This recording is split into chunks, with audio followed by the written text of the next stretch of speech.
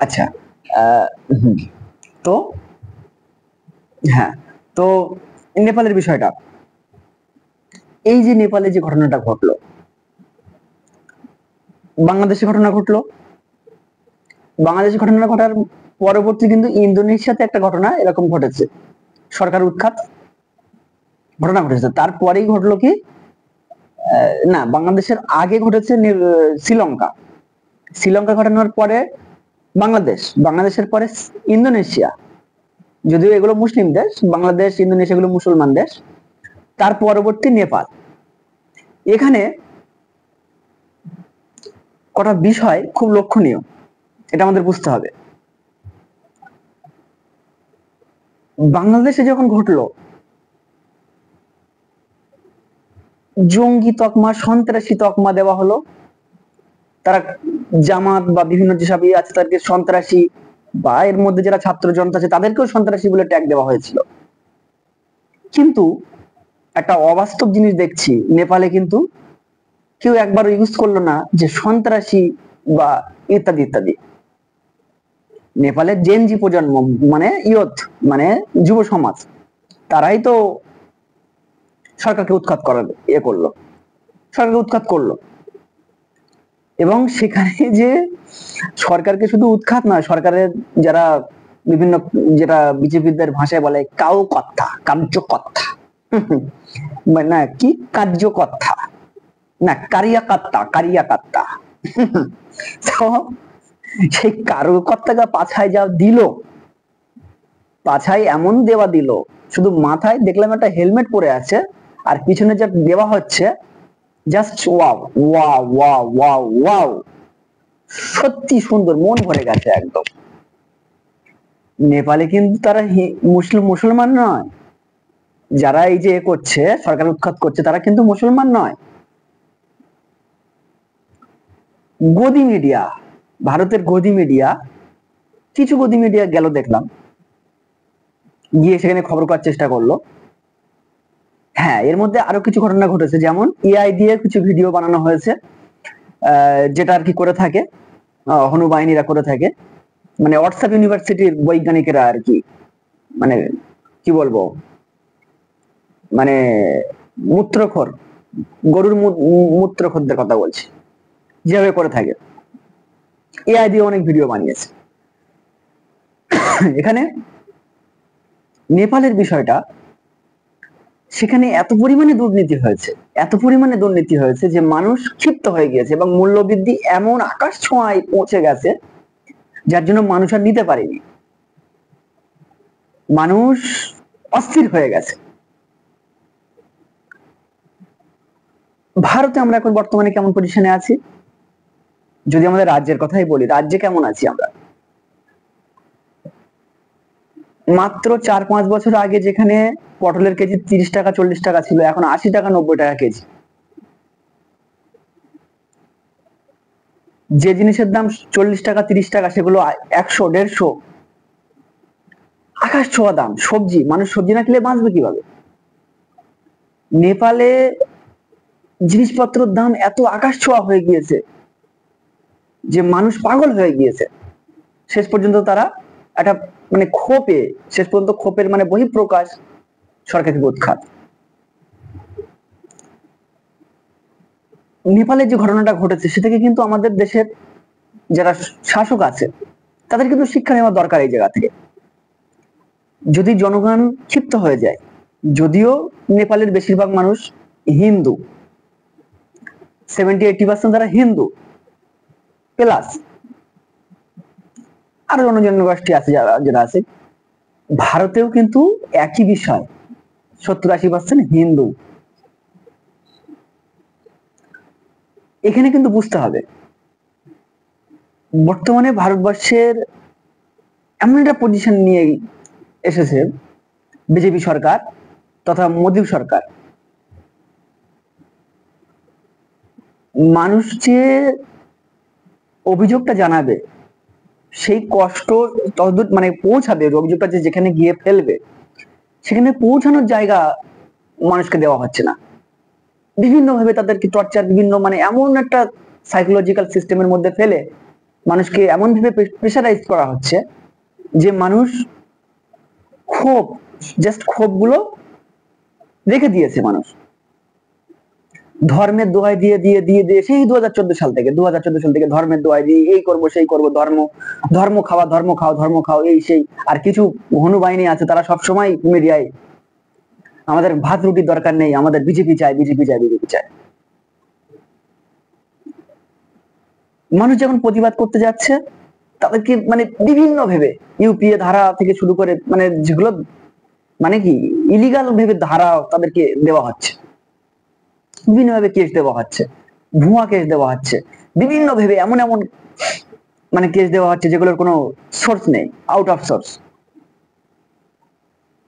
মানুষ কোনো প্রতিবাদ করতে পারবে না।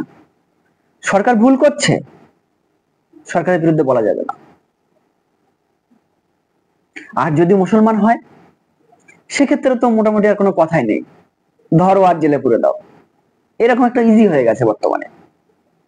যারা বর্তমানে যাই হোক 1-2% যে মানুষগুলো যারা চেষ্টা করছে, তাদেরকেও এমন ভাবে প্রেশারাইজ করা হচ্ছে। অর্পিতা সিং বলে একটা, অর্পিতা সিং যে একজন হবে, সম্ভবত সে ইন্ডিয়ায় থাকে না মনে হচ্ছে, সে এই যে সত্য কথাগুলো, জাস্ট সত্য কথাগুলো বলছে, তাকে বিভিন্ন ভাবে কেস দেওয়া হচ্ছে, তাকে বিভিন্ন ভাবে ট্যাগ করা হচ্ছে যে এ দেশ বিরোধী, এই করেছে সেই করেছে, দেশের বিরুদ্ধে কথা মানে মোদী সরকারের বিরুদ্ধে কথা বলে মানে দেশের বিরুদ্ধে কথা বলা, এইরকম কি ওরা মানে সিস্টেমটা এরকম ভেবে বানিয়ে নিয়েছে। মানুষ এত অস্থির, মানুষ এত কষ্টে আছে, বলা যাবে না। কতদিন চলবে হবে, কতদিন চলবে? কালকে নেপাল, তারপরের দিন, আগের দিন হলো বাংলাদেশ, তার আগে হলো ইন্দোনেশিয়া, তারপরে হলো তার আগে হলো শ্রীলঙ্কা। এরপর এই যে কথাটা বলছি, মানুষ যে ক্ষিপ্ত, এই কথাটাই বলার মতো লোক নেই বর্তমানে। এবং অদ্ভুত একটা বিষয় আমি লক্ষ্য করছি কদিন, যে কিছু চ্যানেল আছে বাংলায়, পশ্চিমবঙ্গের মধ্যে, তারা সর্বদা কি ভিডিও করে, তারা সবসময় কিভাবে মানে রাজ্য সরকার যথেষ্ট পরিমাণে কাজ করেছে, তারপরেও তারা যা ভুল করেছে, যেটা ক্ষমা করা যায় না, অনেক ভুল করেছে।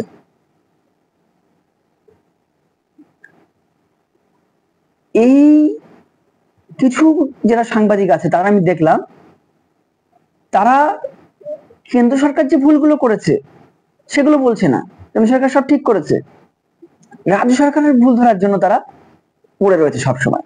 আবার মুসলিম তারা সাংবাদিক, আমি নাম তাদের না করলাম, নাম কি বলবো, মানে তারা সবই জানে, হয়তো টাকা পায় তারা, কিন্তু মানুষ আর এই মুসলমানরাও বেশি অর্ধেক তাদের ভিডিও দেখে, কারণ লাইভ বা এ দেখলে বোঝা যায়। আকরামুল বাঘানি বলে একজন আছে, সাংবাদিক আছে, সে নিরপেক্ষ সাংবাদিকতা করে এবং সে সঠিক কথা বলে, কিন্তু তার চ্যানেল থেকে সেই সব চ্যানেলগুলো মানুষ বেশি দেখে। কারণ দেখে সেসব চ্যানেলে ভুলভাল কথা বলা হয় এবং মুসলমানদের সাথে, মুসলমানদের বিরুদ্ধে এমন ভাবে ট্যাগ করা হয়, সে নিজেও মুসলমান, তারপরে এমন ভাবে ট্যাগ করে, মানে ট্যাগ বলতে থাম্বনেল বানায়, যে মুসলমানরা সেটা গিয়ে উপচে পড়ে গিয়ে দেখে। তো এই যা যেগুলো আছে, যারা এইসব সাংবাদিক, এদের বিষয়ে কিন্তু আমাদেরকে জেগে ওঠা দরকার।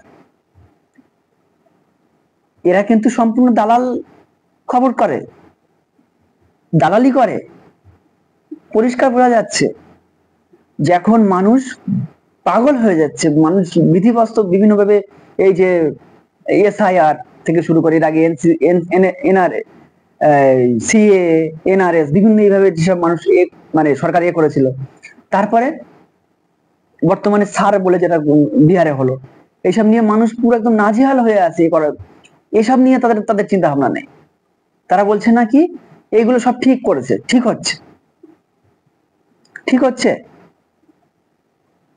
একজন ভোট দেয়, প্রতি বছর ভোট দেয় দেশের জনগণ, তাকে বলছে মুসলমান বলে খালি তাকে করে দেওয়া হচ্ছে, ডাক দেওয়া হচ্ছে। এরা ঠিক করছে? এরা এই চ্যানেলে এইগুলো করে। তো নেপালের যে ঘটনাটা আমি বলছি, নেপালের ঘটনা কিন্তু বহিঃপ্রকাশ দেখার সম্ভাবনা খুবই বেশি। দেখাচ্ছে বিজেপির বিশাল এই সেই, বিশাল শক্তি, বিশাল এই, আমবড়ায় তামবড়ায় এই সেই, কিন্তু মানুষ যে ভিতর থেকে কতটা কষ্ট আছে সেটা কিন্তু বোঝা যাচ্ছে না। মূলত এর একটা আরেকটা কারণ হচ্ছে বিজেপির উপর যে এত বেশি দেখানো হয় বিজেপির, এর মূল কারণ প্রমোশন। তারা কোটি কোটি টাকা খরচা করে খালি অ্যাডভাইসমেন্টে। তাদের চ্যানেল সব তাদের খবরের চ্যানেল যা দেখি সব তাদেরই বলতে গেলে। কিছু চ্যানেল যেগুলো আছে একটু বিরোধীরা ইয়ে করে, সেক্ষেত্রে কম। মানে চ্যানেল তো বর্তমানে তো সিস্টেম এরকম হয়ে গেছে, যারা টাকা দেবে বেশি তাদের বেশি বেশি কথা বলবে। তো বিজেপি বেশি টাকা দেয়, বিজেপি হয়ে কথা বলে। বর্তমান তো এরকম হয়ে গেছে, দেখে বোঝা যাচ্ছে।